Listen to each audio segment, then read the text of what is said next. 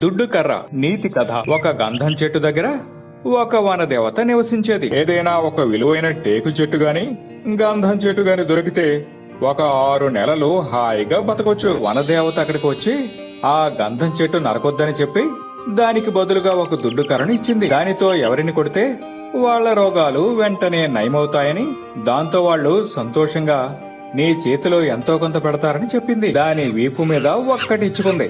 వెంటనే కోతికి కూనిపోయింది. నెల రోజులు కట్టెలు కొడితే వచ్చే సంపాదన ఒక్క దెబ్బకే వచ్చేసింది. దాని కాలుపై ఒక్క దెబ్బ వేసింది. మృగరాజుకు కూడా ఏదో ఒక రోగం ఉండే ఉంటుంది.